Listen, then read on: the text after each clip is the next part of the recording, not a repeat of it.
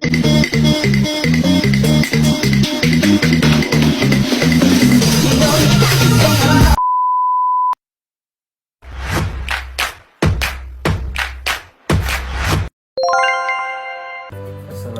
warahmatullahi wabarakatuh. Perkenalkan, nama saya Nurdan, NPM 2040201052, dari jurusan Agroteknologi Fakultas Pertanian Universitas Borneo Tarakan. Perkenalkan, nama saya Siti Ausatullah Falaha dengan NPM 2040201047 dari lokal A1 Agroteknologi. Perkenalkan, nama saya Ahmad, NPM 1940201022. Perkenalkan, nama saya Ahmad Nurdan, NPM 2020201025 dari lokal A1.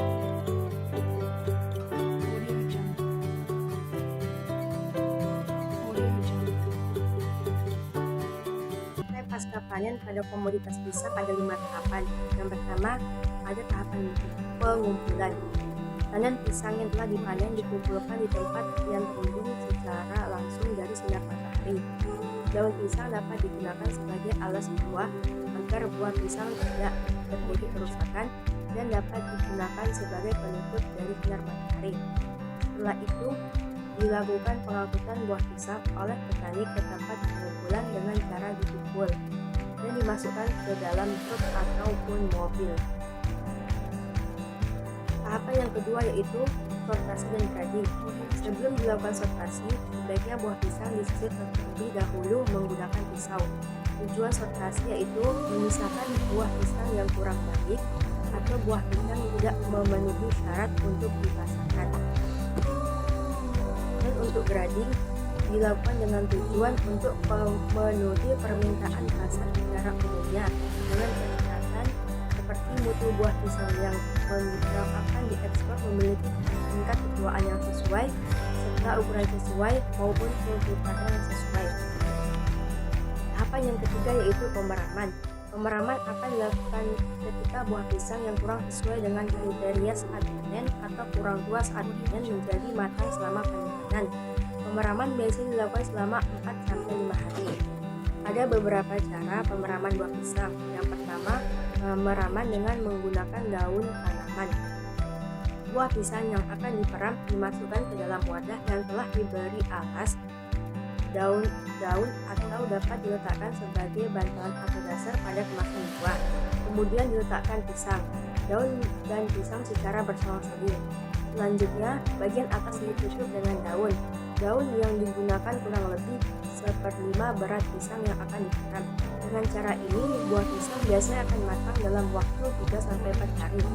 Daun yang biasa digunakan yaitu daun gamal, daun lili, dan daun pisang. Yang kedua ada pemeraman dengan kalsium karbida. Pedagang atau masyarakat pada umumnya itu menggunakan batu karbit atau kalsium karbida untuk mematangkan buah pisang. Hal ini karena kalsium karbid mudah didapat, murah, dan praktis dalam pengaplikasiannya. Cara pengaplikasiannya yaitu buah pisang disusun dalam satu wadah, pisang dalam bentuk tandan atau sudah disisir. Tiap sudut wadah diberi karbit yang dibungkus kertas dan diperdingkan air. Selanjutnya ditutup dengan plastik atau karung goni selama 2 hari. Setelah itu tutup, buka, dan diangin-anginkan. Dengan cara ini, buah pisang akan matang secara serempak dalam waktu 2-3 hari. Untuk memeram 1 ton pisang cukup diberikan 1 kg karbit. Tahapan yang keempat yaitu tahapan pengemasan. Pengemasan dilakukan untuk melindungi buah pisang dari kerusakan mekanis dan memudahkan pengangkutan dan distribusi. Yang kelima, ada tahapan penyimpanan dan transportasi.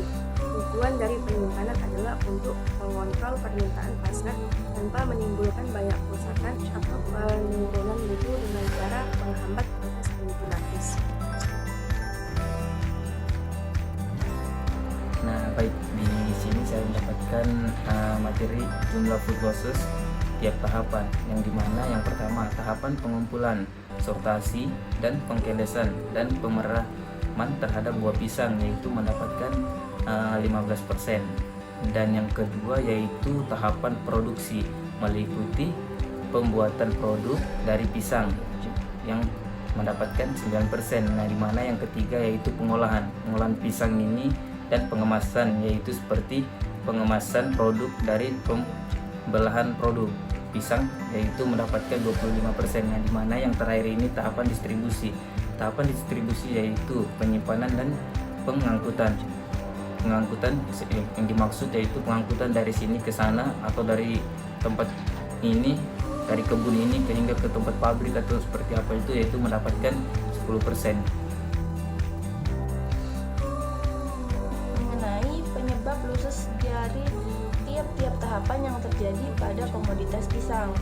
Nah, di tahap yang pertama yaitu ada pengumpulan, di mana penyebab kehilangan pada komoditas pisang di tahap ini yaitu pada saat pengumpulan buahnya, buah pisang tersebut terjadi penetesan getah dari tangkai hingga ke buahnya yang menodai buah pisang, sehingga buah pisang menjadi kotor dan akhirnya pisang-pisang yang kotor ini akan terbuang. Dan penyebab yang kedua yaitu pada saat pengangkutan pisang, nah terjadilah kerusakan akibat benturan fisik sehingga menyebabkan pisang tersebut itu menjadi teksturnya lembek, terus mudah busuk. Jadi dengan adanya tahapan pada food losses ini menyebabkan kualitas pisang yang kurang baik, sehingga pisang mudah dibuang begitu saja oleh penerusnya. Kemudian yaitu ada sortasi dan pengkerasan. Pada tahap ini yang terjadi food lossesnya yaitu buah yang akan dipasarkan tidak memenuhi syarat untuk dipasarkan, seperti terserang hama, kemudian terserang penyakit, kemudian jumlah pisang yang tidak sesuai dengan permintaan pasar produksi. Yang ketiga yaitu ada pemeraman. Nah, pada tahapan ini kerusakan karena pada warna buah yang menarik dapat mengurangi tingkat beli konsumen. Selain warna yang kurang menarik, pada buah juga terjadi warna yang tidak seragam. Kemudian pada warna yang tidak seragam ini tentunya akan berdampak pada rasa pisang yang kurang enak dan kurang stabil di pasarannya. Setelah tahapan pemeraman yaitu ada tahapan pengemasan, di mana pengemasan pada produk komoditas pisang ini kurang menarik sehingga tidak menarik para konsumen untuk membeli produk ini. Dan yang terakhir yaitu pada penyimpanan dan proses transportasi. Pada tahapan ini yang menjadi penyebab food losses yaitu terjadinya karena kehilangan dan terbuangnya pangan atau komoditas pisang pada saat melakukan tahap pendistribusian di pasar, baik di pasar tradisional maupun di pasar modern.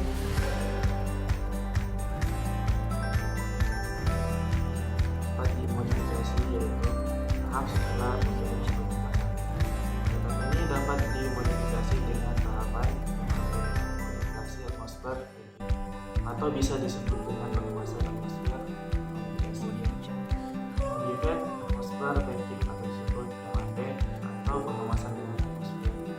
Modifikasi adalah pengemasan suatu produk di bawah bagian yang sudah dimodifikasi sehingga komposisi gas di dalamnya berbeda dari komposisi udara normalnya. Secara alami, buah dan sayur yang telah dipanen mengalami proses penuaan dan pengaturan dengan kromosoma. Meskipun telah lepas dari pengaman hidupnya, setelah dipanen, buah dan sayur masih merupakan satu jaringan yang masih hidup, yang masih aktif, metabolisme. Salah satu reaksi metabolisme yang erat terkait dengan mutu dan masa simpan buah dan sayur setelah panen adalah proses respirasi. Semua aktif melakukan respirasi, buah dan sayur menempati tempatnya oksigen yang ada di dalam bahan dan melepas hasil reaksi merupakan karbon dioksida dan air serta energi. Kehadirannya oksigen mendorong terjadinya reaksi yang berhubungan dengan kerusakan bahan seperti oksigen lipid, pencoklatan, dan oksigen pigmen. Oksigen juga mengandung pertumbuhan mikroorganisme aerob yang membutuhkan oksigen untuk tumbuh dan berkembang biak. Kondisi ini hal yang mendasari modifikasi gas, khususnya oksigen dan karbon dioksida pada MAP untuk menekan laju penuaan dan pembusukan. Aplikasi tersebut yaitu teknologi MAP pada buah dan sayur berfungsi untuk mempertahankan suhu alami sekaligus memperpanjang masa simpan buah dan sayur segar atau produk